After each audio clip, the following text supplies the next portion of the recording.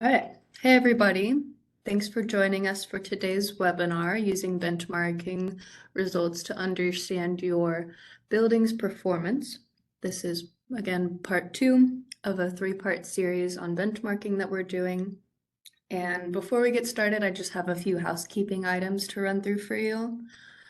First of all, you can submit questions for the Q&A session that we're going to have at the end of today's webinar.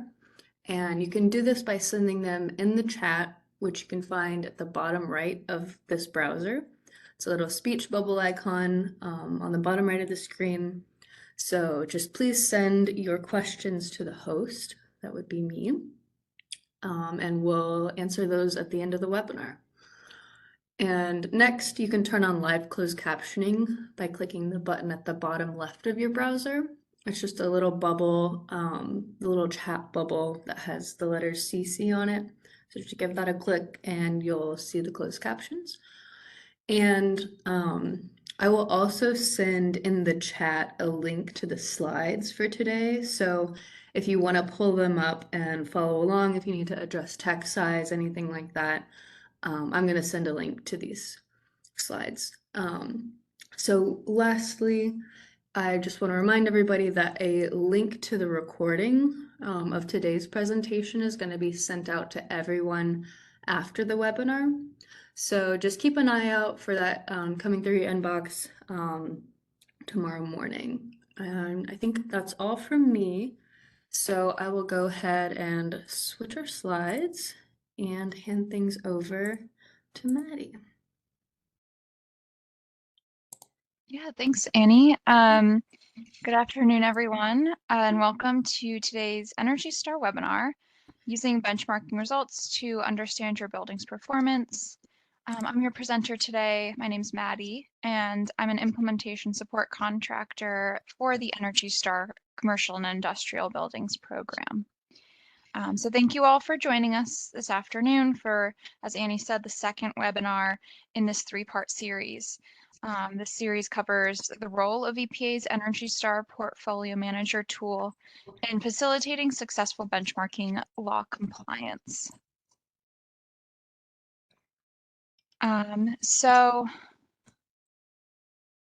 thank you if you filled out the pre-webinar poll. We just wanted to gather some information on your experience with the Portfolio Manager tool and what you're looking to get out of the tool. It looks like we do have a few folks who did not attend part 1, which is fine because we will have a little review at the beginning here. And then a variety, I would say, of uses across the board for question 2. So thank you all for filling that out. Moving right along. So this slide was in last month's webinar, and as I did mention before, in last month's webinar, we focused on the basics of the benchmarking ordinance reporting process and using Portfolio Manager. And then in today's session, we'll focus on how to review and make sense of benchmarking results, and we'll help you start charting your path towards an energy management plan. Next month, in June, in the 3rd installation of this series, we'll explore the development of strategies for improving building energy performance in a little more depth. So if you're already familiar with Portfolio Manager, a lot of the content in this presentation will feel a bit familiar to you. And today's session is geared towards folks with limited to or no experience using the tool. So just keep that in mind. Let's take a look real quick at our learning objectives for today. Today, you'll learn how to understand your benchmarking results in Portfolio Manager by focusing on key metrics available through the tool. You'll also look at how to continue benchmarking over time and how to update your data.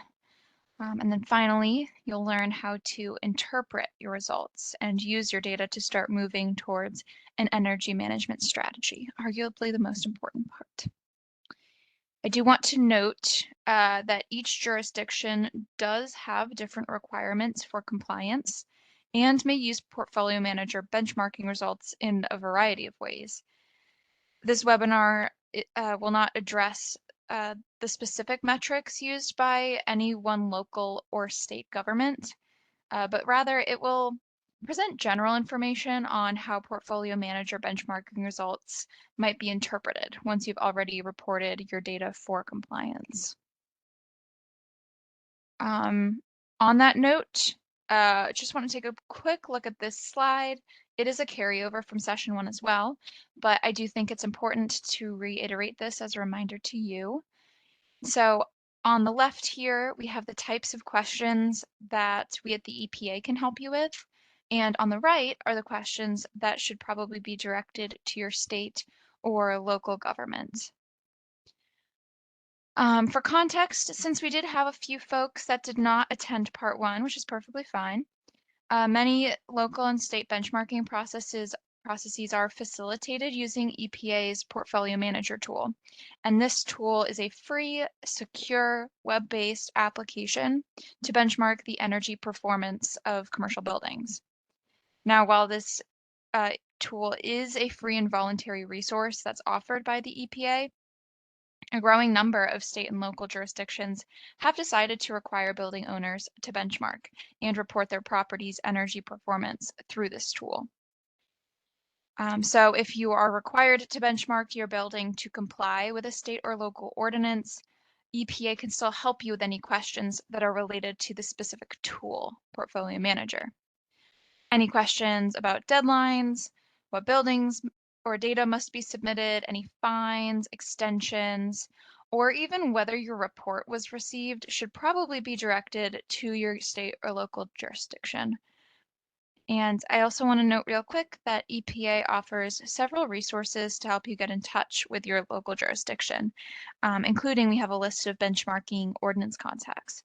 So we will discuss these resources in greater detail at the very end of today's presentation, and we'll provide links to these resources in the slide deck that Annie has shared already. So feel free to peruse those links.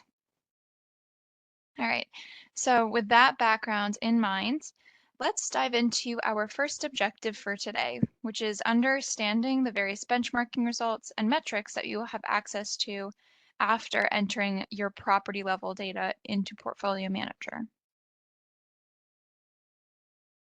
So once you enter your data and generate your metrics, such as the 1 to 100 Energy Star score, for example, that's really meant to be the beginning of a larger energy management plan. This chart on the slide here is based on EPA's guidelines for energy management in commercial buildings. The guidelines are a comprehensive 7-step roadmap to help you reduce the energy use and costs in your building over time. If you've just started benchmarking to comply with a local law, you're probably here in this step of assessing your performance. And that's great because benchmarking results you collect from Portfolio Manager are going to be super informative in developing your energy performance goals, which are steps captured in this donut at the bottom of the diagram here.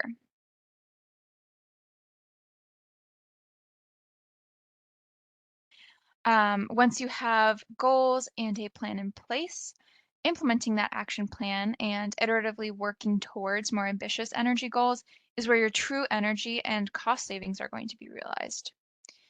Through your effective energy management strategy, all buildings can achieve energy and cost savings while benefiting the environment by decreasing greenhouse gas emissions that the buildings will generate. And luckily, Portfolio Manager is designed exactly to get you there. So if you're attending this session, it is probably most likely because your state or local government is requiring you to benchmark using EPA's Portfolio Manager. And while you may be focused right now on just complying with this mandate, we want to make sure that you don't lose sight of any of the significant value and opportunity that comes with using the Portfolio Manager tool on an ongoing basis. So this diverse set of benefits that we list here includes maintaining a central repository for all of your energy, water, and waste data, which can be helpful. It will grant you the ability to use benchmarking data to set goals, and you can even calculate and report the environmental costs or benefits of achieving those goals. You'll also be able to easily share your goals and energy savings data with others, whether that's inside or outside of your organization, using our sharing functionality that we have on Portfolio Manager. And then finally, you can tailor reports, data visualizations, and metrics as you meet your unique needs. So as we can see, Portfolio Manager offers users literally hundreds of metrics that you can use. Among them are energy consumption, water consumption, and greenhouse gas emissions. There are energy metrics such as source and site energy and weather normalized energy, water metrics such as indoor and outdoor water by type, waste metrics separated into two streams of trash, recycling and compost, as well as emissions metrics that capture greenhouse gas emissions and green power. So very helpful tool here as we can see. Moving right along and tailoring more towards our energy needs, one of the tools we have is setting your goal to be uh, to get an Energy Star score. So, what is the Energy Star score? The score is a percentile ranking of your building that's compared to similar buildings nationwide. So this score was developed more than 15 years ago now to offer context for assessing the relative performance of a building compared to its peers and to provide one simple number understood by all of our stakeholders. So on this scale that we see here, a 50 would represent a median performance. So let's say you have a score of 62, for example. That would mean that the property performs better than 62% of its peers. Whereas a 75 means that the property performs better than 75% of similar buildings nationwide. 75 is the minimum score required to earn an Energy Star certification. And anywhere from 75 to 100 can receive the Energy Star score, or sorry, Energy Star certification. So, what does this Energy Star score mean for you specifically? I would suggest thinking of this score as an indicator rather than a diagnosis or maybe even a prescription. It's not going to pinpoint why your score is at a certain level, nor what specific steps you will need to improve your performance, but it can help to start the conversations about energy management and elevate energy performance as a priority for decision makers, especially if the property is not doing as well as they thought.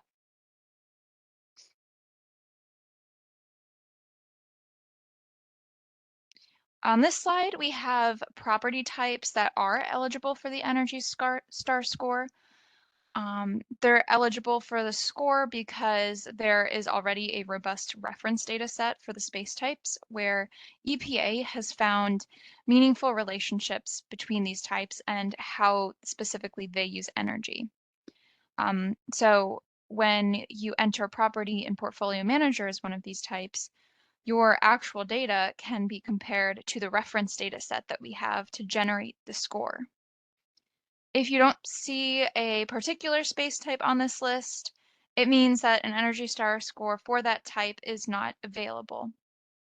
So common examples would be museums, libraries, police stations, and convention centers don't yet have Energy Star scores.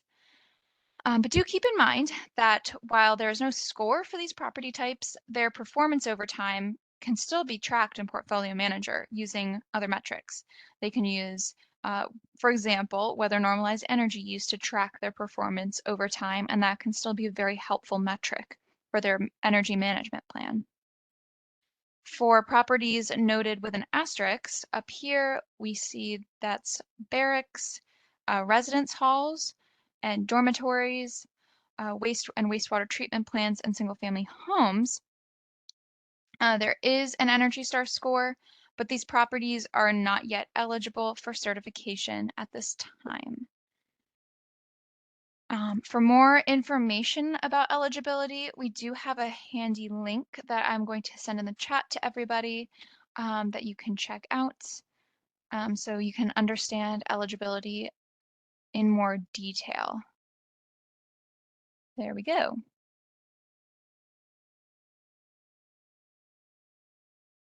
Now, what if your property is not eligible to receive the 1 to 100 Energy Star score? The big question that many of you might be asking right now. So, even without the 1 to 100 Energy Star score, benchmarking in Portfolio Manager can still allow you to capture valuable annualized building metrics, such as the energy use intensity, or EUI. This is one of the most valuable tools you can use to assess your building's performance. It's defined as the energy use per square foot at a property, and it's a metric that allows us to compare differently sized buildings. In Portfolio Manager, EUI is calculated by the total energy used by the building in a year by the total gross floor area of the building. So let's take this example here on the screen. A school and a restaurant might use the same amount of energy in a year, but the school is 50,000 square feet, while the restaurant is 10,000 square feet. While they still consume the same amount of energy, 7.5 million kBTU in a year, the restaurant, which is 5 times smaller than the school, is far more energy intensive. And we can see that its EUI is 750 compared to 150. So we encourage you to check out our short video on EUI, which is linked in this slide here, slide 16, if you're following along. This video dives into comparing EUI across your portfolio and assessing EUI performance of your buildings in the national median of your building's property type. And it also touches on weather normalized EUI a little bit. So with that example, now that we understand a little bit of what EUI is, let's look at another example in practice. This time looking at fire stations. So in this example, we're going to consider Portfolio Manager benchmarking data from an actual city in Indiana, which had 12 fire stations. The department was given a small budget for energy efficiency improvements, so they couldn't make every upgrade needed at every station. They had to prioritize. So what was the best way to allocate their limited resources? Do they want to spread the money out evenly over the 12 stations, make upgrades to the oldest stations only? Before they could really make any funding decisions, they decided to benchmark the station's energy use in Portfolio Manager. And even though fire stations aren't eligible for the Energy Star score, they determined that energy use intensity would be a valuable point of comparison, and it would help guide their decisions on how to make their upgrades. So this is what they found here on the slide. 12 fire stations had vastly different energy usage profiles. So we see in this example that the benchmarking in Portfolio Manager using the energy use intensity allowed this town in Indiana to do a few things. It allowed them to uncover inefficiencies that they didn't even know about in the lower performing properties. They could then prioritize where to focus the limited budget that they had, where to spend their money. So on the slide here, you can see that they'd want to spend their money on fire stations 11, 9, and 12 because those were the lower performing properties based on EUI. They can also now identify the best practices where their higher performing properties could be replicated. So maybe they'll ask themselves, what are we doing in stations 8, 1, 2, and 3 in our better performing buildings that we're not doing in the others, and almost use it as a case study. So by using Portfolio Manager consistently, They were able to verify whether the changes they made with that limited budget um, and see if they were making an impact over time. So this is just one example of how valuable EUI can be as a starting point metric. And a note for anyone benchmarking a single building, you can compare your EUI against the national median for your property type. And then you can benchmark against that value if you don't have other fire stations, for example, to compare against. So with that, it's important to note that energy use and EUI do not adjust or normalize for building operations the way that the 1 to 100 score does. However, energy use metrics can still be quite valuable, and there are a couple of variations to be aware of. We've listed them out on this slide. I'll just go over them real quick. So, for instance, when you're comparing properties that are different sizes, you'll want to use EUI instead of the total energy consumption. You can use site and source EUI too, so there's both. Site EUI would be what you use at the building or property and what you see on your bill as well. And then source EUI is what you would see on your bill, plus any losses that would occur in generation and transmission. You should also use weather normalized EUI when tracking the performance of a single building or your portfolio of buildings over time to address the normal variations in weather from year to year. And then finally, you can also use the national median EUI to assess how your property is performing compared to others nationwide. This may be a valuable option if you cannot receive the 1 to 100 score for your property, but still want to know how your property stacks up against others. Note that the national median calculation does not account for differences in operating parameters the way that the 1 to 100 score does. So as we close out this section, the primary takeaway is that whether or not your properties are eligible to get the 1 to 100 score, benchmarking can still enable all of the important energy management activities that you see here on this slide, which include understanding your individual building's performance, seeing your performance over time, comparing your performance across a wider portfolio of buildings, identifying problems, and tracking the impact of energy savings measures over a longer period of time. And you don't want to forget emissions.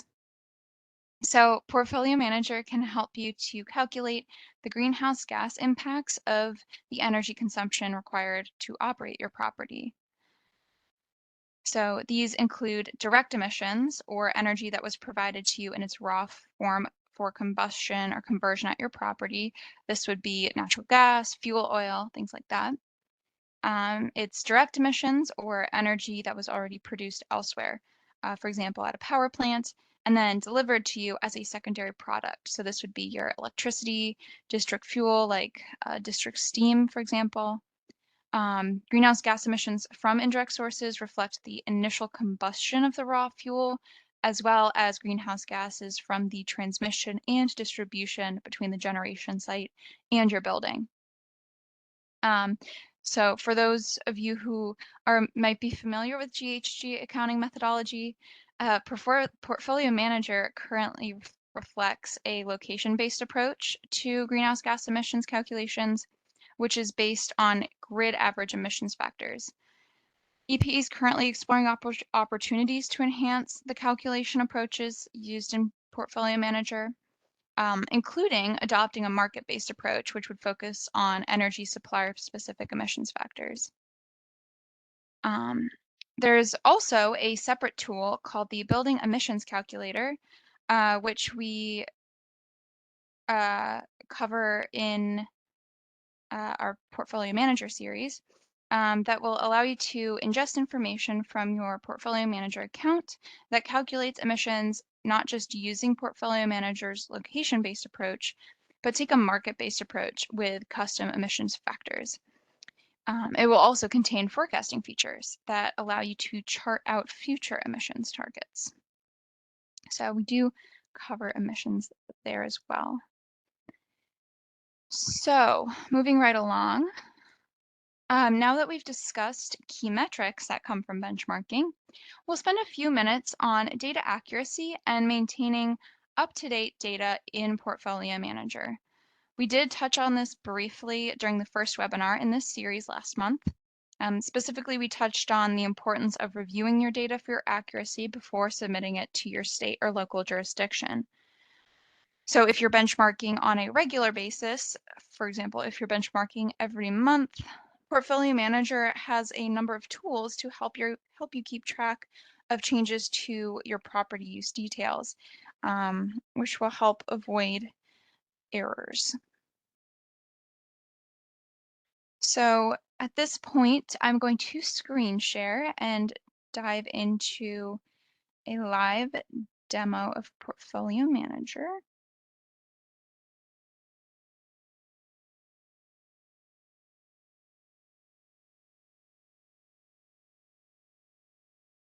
Okay.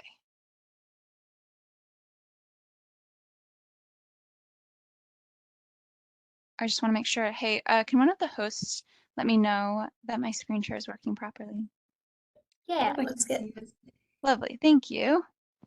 Okay, so now we'll go through a few features that might not yet be familiar to you, as it's easy to gloss over them as you are navigating through Portfolio Manager.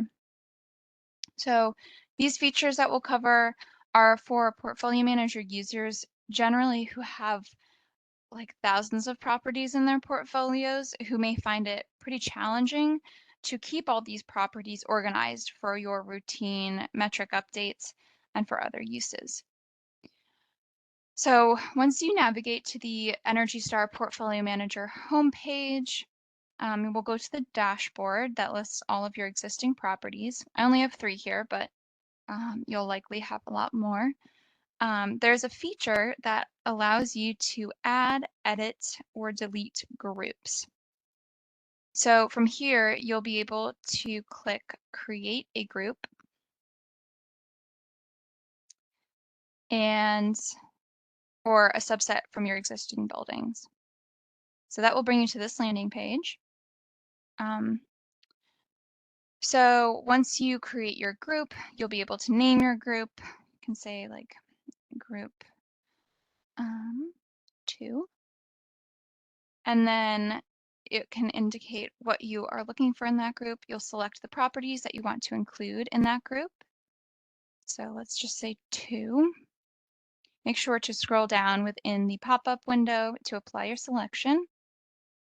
And then you can also set it as your default group in your portfolio if you'd like. Then you'll create that. Once you save those changes and you get the green pop-up indicating that it went through correctly, you'll be able to use the drop-down menu under the dashboard that currently reads View All Properties, and in parentheses, it'll have the number of properties that you have. When you toggle that, it'll bring up the groups that you have. So you see group 2 here that we just created has my 2 test properties that I selected, excluding that 3rd property. So yeah, that's a great way to sort some of your properties. You can create a number of groups if you want, and maybe name them like test properties, stuff like that. Another at-a-glance dashboard feature I want to cover real quick is the ability to create property views. And these will allow you to customize the columns that appear in this property dashboard. So you'll want to click Add, Edit, or Delete Views this time, and that will bring you to the Manage Views landing page. Here you will be able to create a custom view when you select Create New View. So your view can be maybe names like Updating Metrics. You'll select your time frame for the current year. You can also select it for the baseline energy year and then do that for water and waste. So I'm going to do it for the current energy year.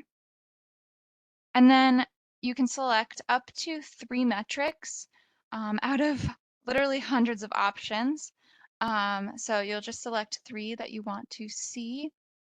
We'll do a property type just as an example, and we will apply selection. You can choose up to 3 if you'd like, and feel free to browse. And those will display as columns in your dashboard. So depending on what metrics you choose, those will then display on your dashboard. So we're going to save that view. And we got a green pop-up. So we are going to navigate back to our dashboard. So once you create that new view, you'll be able to select it from the drop-down menu here, updating metrics, and you can see it now has the primary property type that I had selected. You'll also be able to refresh your metrics so that it now populated that column with the primary property types of my properties. So this can be pretty helpful if you have, more than one column that you select, and it's just a different way to sort your data.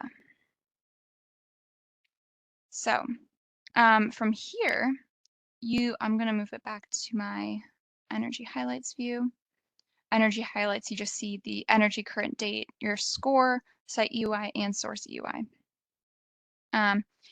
So from here, you'll be able to sort by these metrics using the small sorting icon in each of the column headers. So you can sort by your Energy Star score. It'll go from largest to smallest or vice versa.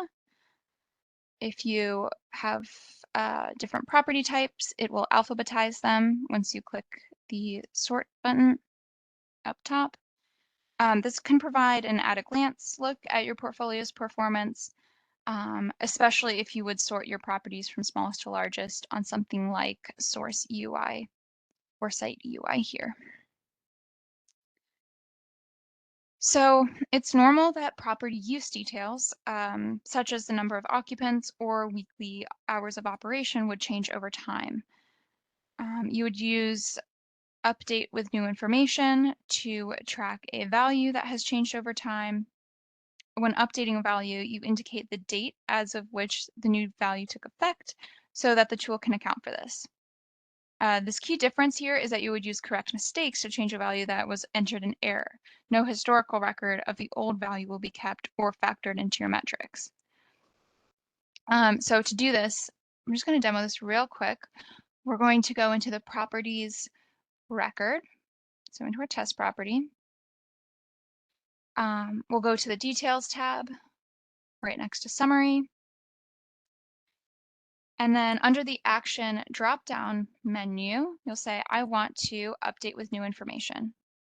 That'll bring you to this landing page. Here, you can enter your updated value. So let's say it was 80,000 square feet before. Maybe I found out it's actually 82,000 square feet. And then you'll want to make sure that you select the date that this value is effective. It likely won't be the same date that you are making this update. So say, oh, I found out that this updated value, they added 2,000 square feet on January 1st. I would say it was current as of then, even though I'm entering it in now. So do make sure that you have the date that the new value becomes effective. And then you'll save your update. You'll always get a green pop-up when your update has gone in correctly. Just as a little gut check there. So if you, on the flip side, if you need to change a value that was entered in error, you'll go to within the property to your details tab, scroll down, and under the action drop-down menu, you'll select correct mistakes. Here you'll enter in the correct value that you may recently have learned was the correct value. I do want to note you're not entering in any effective date, but rather your current as of date. So this is just the date that you are entering in your correction, right? So if you're making a change, you'll say current as of today's date is 5/10/2023, and you'll change your value to your updated value. Then you will save corrections all the way at the bottom. Make sure you do that. And again, you will get your green pop-up bar indicating that it went through correctly. Okay, I'll stop screen sharing here. Our demo is complete. And let's go to slide 27. I do want to note real quick before moving on, a recording of that demo will be sent out to all registrants after the webinar, but also screenshots of what I just did are included in the slides with red circles of where exactly to click. So that can also help take you step by step. All right, and as you can see here, they will still indicate that. I just don't have the correct error messages that I want to show you guys right now. So when we're working with data over time, there's always a risk of introducing errors or inconsistencies. Portfolio Manager, thankfully, has a number of built-in checks to help you identify and fix these errors. So for example, as we see on the slide here, the red exclamation point next to the property gross floor area in the middle of the slide, this is what you would see if the total GFA of the property use types you defined for your building did not add up to the total gross floor area that you defined when you first set up your property record. You can see in smaller text, it describes that out here. If there are issues with the meter data at your property, you'd see the red exclamation point on the property level energy tab here. From here, you can drill down into the affected meter to review and correct your issue. So we see it has a pop-up that there's incomplete data in this example. You'd want to review that pop-up, correct your mistakes, and hopefully that red exclamation point will resolve itself. So alerts will be shown at the top of the page as well as below the row that needs to be edited. So to address these alerts, you'd simply click on the table to make that change. You'll be able to move on from this page even if the data alerts have not been addressed. However, you would not be able to apply for Energy Star certification with this alert left unresolved. So if gaps and overlaps exist in a meter, you'll also see a red exclamation mark on the Meters tab header, as well as next to the specific meter name on the Meters tab. This is intended to call out users which meters have errors, and this will save you the trouble of going into each meter and searching for the actual data issues. So it's meant to save you time in correcting those mistakes. Another feature that I do want to point out real quick to identify erroneous or anomalous data is this data quality checker. This tool reviews all of your entries for an individual property for a given 12-month period. And this will help you identify problems with meter data, property use details, and even property information. So from the summary tab of any property record, you'll want to select check for possible errors to get started, circled here on the slide, and that will bring you to this landing page. You'll want to select the year ending date from the drop-down menus to run the checker. It will scan your property and then immediately, it's pretty quick, return these results. So you want to expand each alert. You see here, there's 4 listed on the screen. You'll just use the caret at the top of each alert to expand them and get more detail. So a green thumbs up would mean that there are no issues. They're pretty intuitive, as you might learn. An exclamation point and yellow yield sign indicates atypical data. So maybe there's unusually high or low values. For example, if you do receive this type of alert, but that you entered all of your data incorrectly, there's no need to, you can just ignore it. No need to do anything since you know that the data is correct. An exclamation point and a red stop sign, however, would indicate that data is incomplete or missing. So this type of alert would prevent metrics from calculating, and you should try to resolve that issue as soon as you can by entering in the missing meter data. So the checker runs the same checks that are used during the Energy Star certification process when we review your applications. So it is a good idea to use the data quality checker if you're interested in certification, and generally to have more confidence in your building metrics. Okay, so with that, that concludes the end of section 2 for our webinar today. Our next learning objective and last one, we're going to dive a little bit deeper into how to interpret your Energy Star score and some other metrics. And then we're going to use them to start formulating an energy management action plan. So in this section at the end, we're going to walk through a couple of example scenarios to help you start to get an intuitive sense of how your metrics and even changes in your metrics can help begin to inform the development of an energy management strategy.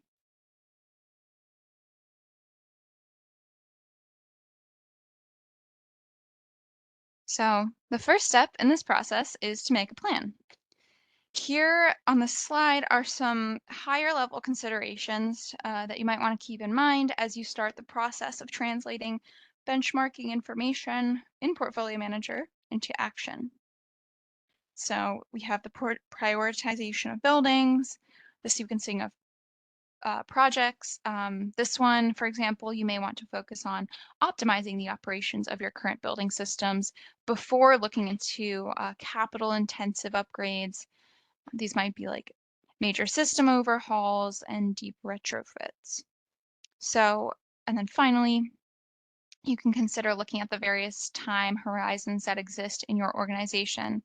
So you may want to ask yourself, what can you do in the current cycle? How about the next cycle? And even maybe long term from 3 to 5 years.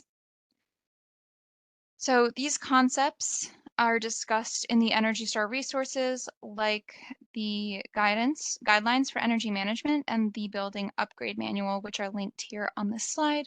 If you're following along, that would be slide 34. This last one here is one of the great things Portfolio Manager can help you do early on, and that is to set goals for your property. So we are going to demo how to do this real quick. So I'm going to share my screen again.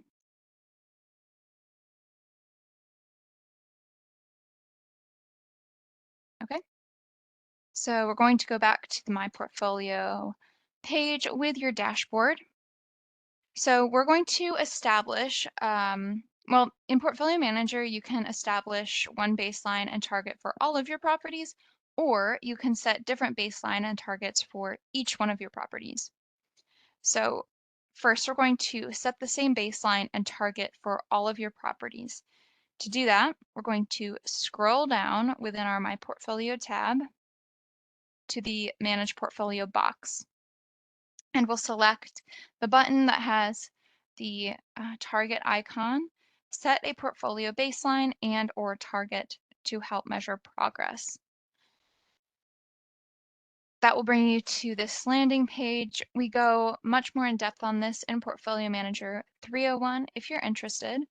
But basically, you would select your baselines here for energy, water, and or waste. And then you'll select your energy target. One of these can be an Energy Star score. For example, a score of 50, which would be the median. So you can set goals, as you see here, based on the score or the percent improvement in energy use intensity. And from that, Portfolio Manager will calculate the benefits of reaching that goal based on where you are now, what the status of your building is now. So all you need to choose is your baseline and your energy target. So on the flip side, if you decide not to set the same baselines and targets for all of your properties, you can set individual ones for each property. And from this, you would go into your specific property. Let's get into our webinar school property. And then we'd go over to our goals tab, scroll down, and we can see this blue button, set baselines or targets. So you can set goals based on the, again, target energy star score, percent improvement in EUI, and again, Portfolio Manager will calculate the benefits of reaching that goal. So as you can see, this does look a bit different than setting your baselines and targets for all of your properties, but it's the same goals that you can set. So the goal setting functionality in this Portfolio Manager is a great way to help you quantify the benefits of an increased Energy Star score or a reduced energy intensity. I do want to call out real quick the number of resources that are available in Portfolio Manager that can help you track your progress. So let's navigate away from the My Portfolio tab over to the Reporting tab. And I do want to just mention that benchmarking can only drive action if your data can be easily accessed and interpreted. So these resources on our Reporting tab will help you extract some valuable metrics and help you get data out of the tool. So there's 4 features here on this Reporting tab to help see the building performance across a variety of different metrics. So we have the Energy Star performance documents on the top right-hand corner. Next to it, we have all of these charts and graphs. You can scroll through them I'm just clicking to the right here, and it is scrolling right. To actually click into one, you would either click on the icon or over the title of the chart, and it will underline to tell you that you can select it. And then down here, we have our custom reports and templates that you can create, and then the standard Energy Star reports here. I'll stop screen sharing and go to our next slide. Okay, so while understanding that the 1 to 100 Energy Star score is not a specific prescription for what to do next, there are ways in which you can use the score in combination with other information to help map out a plan to improve your property's energy performance over time. Now, this is not meant to be a comprehensive list of examples. They're really just meant to get the wheels turning and get you thinking about what you can get out of Portfolio Manager. So let's start with this first example. My office was designed and built to be a quote unquote green high performance building. But a few years into operation, its EUI is still right around the national median for the property type. So wondering what's going on. They got green certification for this building, but it's still around the national median. So few reasons here for you. This is because green, the green label, does not always mean energy efficient. Sometimes it does, just not always. So while a lot of green building programs have added in an energy component in recent years, your specific building might be focusing on other initiatives that are making it more sustainable. So maybe you're focusing more on reducing water consumption, or you're increasing your recycling and composting programs, and even creating some public transportation initiatives. So it's not uncommon for green buildings to not be scoring high on the Energy Star score on day one. Our hope would be that over time your score would increase. So luckily, your benchmarking data can help you orient your thinking about building improvement around your portfolio manager metrics. So it can inform your goals and energy management plan going forward. The stagnant score that this example may be experiencing could indicate that the building wasn't commissioned properly when it first went into service, and it may be time to investigate commissioning or a recommissioning of your property. So on the other hand, let's move to example 2 now. Let's say you've got a building and you've really doubled down on your operations and maintenance in recent years. Your Energy Star score is a 35. You've had a plan in place to maybe change your filters, check fan belts, things like that. You're doing everything you can, but your score is still stagnant below the average level. So what's going on here? Where's all that hard work going? So in this case, again, a number of reasons. If you're still not performing at that high level or even at a median level, you're seeing that you might need to start spending some money to get this building above an average energy performance. You have this example was working really hard to increase their score from a 35 to a 38. And that's definitely not something to shy away from. But if you really want to move the needle, in this case, you may need to spend some money. Again, that is just a data point that the results of your benchmarking is giving you. So while Portfolio Manager is not prescriptive, again, there may be a lot of information that you can still get out of it. So this property might be a candidate for a retrofit. Your utility may even offer technical assistance to help you identify the best measures for your property, and it may even provide some tools to lower those costs. So you can always reach out to your local utility for assistance as well. Okay, moving on to our last example, which is a bit more positive. Your property is scoring above a 75. So congrats. There we go.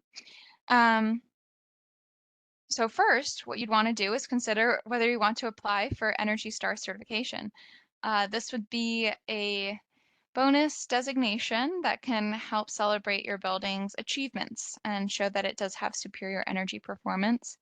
That said, the work is never done. So just because you got a score of 75 and earned an Energy Star certification in 2022, for example, that doesn't mean that you'll necessarily do as well in 2023 because it is based on the national average.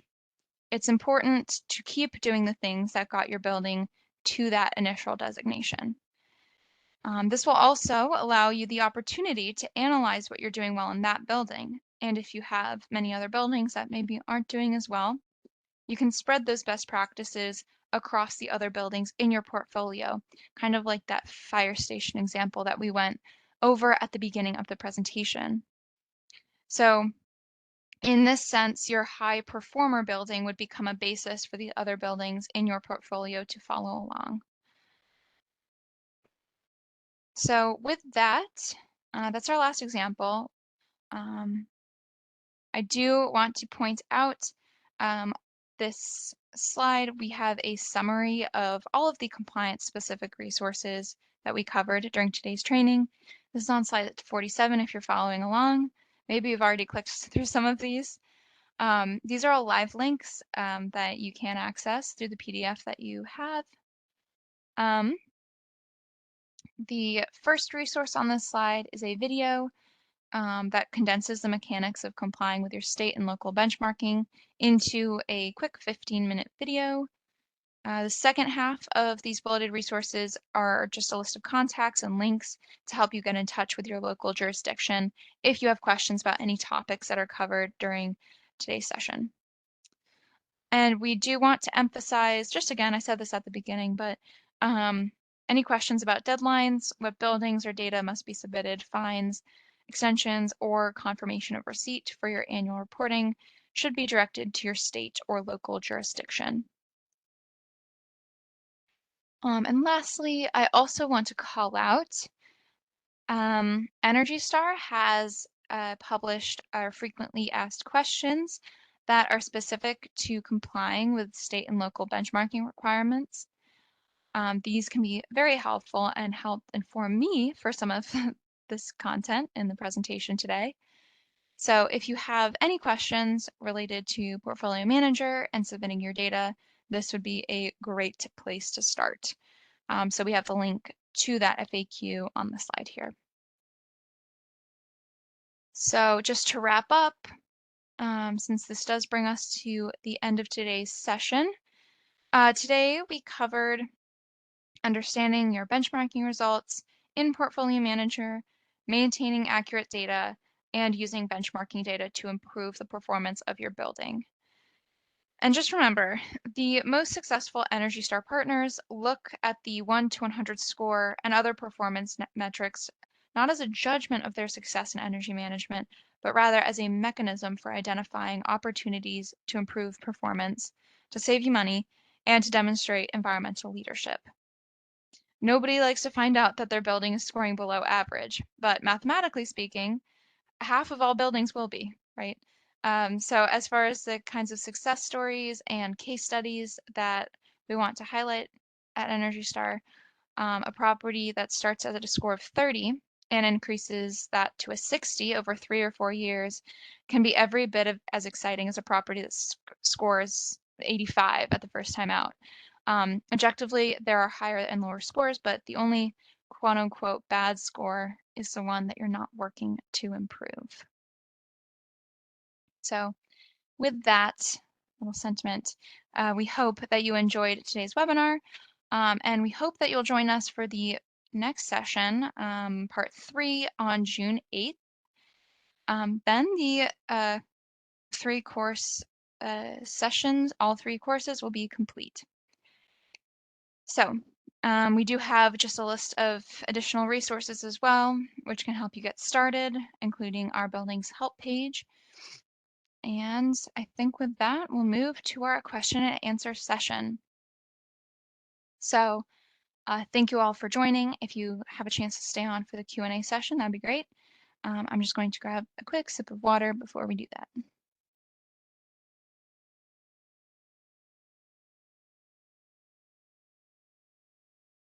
And we can stop the recording here.